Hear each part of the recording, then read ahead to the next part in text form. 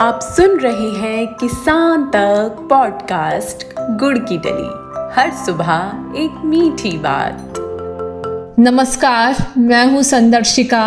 आज की मीठी बात जुड़ी है हरियाणा से। बीते कुछ साल से शहर में रहने वाले लोगों की खेती किसानी के प्रति रुचि बढ़ती जा रही है।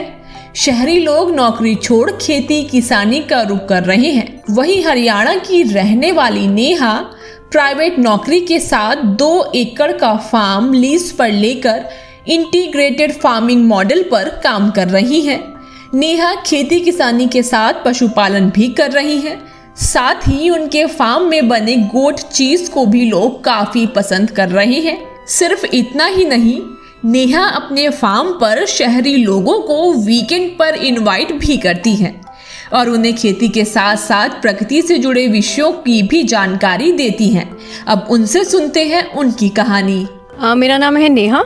ये फार्म हमने करीब 2 साल पहले शुरू किया था। इसका नाम है माला फार्म्स। ये मेरे मम्मी के नाम से शुरू किया था।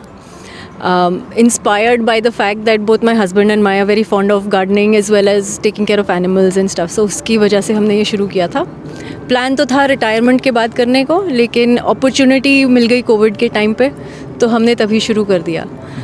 सो तब से कर रहे हैं। एंड ये लोकेशन इसकी है सोना रोड पे, बिल्कुल जहाँ पे बम्बई हाईवे बन रहा है। अलीपुर गांव में धुनेला में पड़ता है ये, वहाँ पर ही है। शुरू में तो ऑब्वियसली एवरीथिंग इज़ स्लो, तो थोड़ा बहुत तो आपको काम करना पड़ेगा, मेहनत करना पड़ेगा, लेकिन it can also be profitable if you do it right.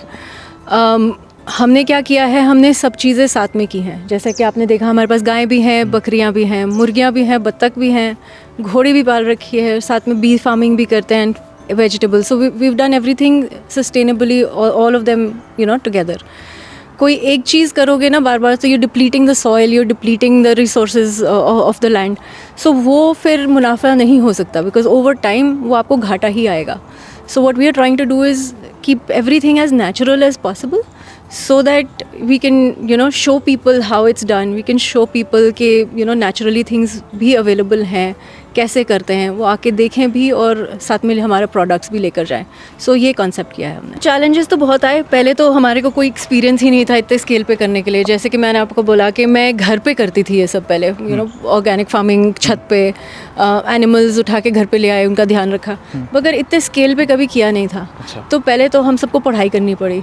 IGNOU जिंदाबाद। हमने सबने कोर्सेज किए एक करके, तो चीज़ों के बारे में पता भी लगा। एंड उसके बाद फिर हमने एक्सपीरियंस के थ्रू भी we hired people who could help us to take care of things.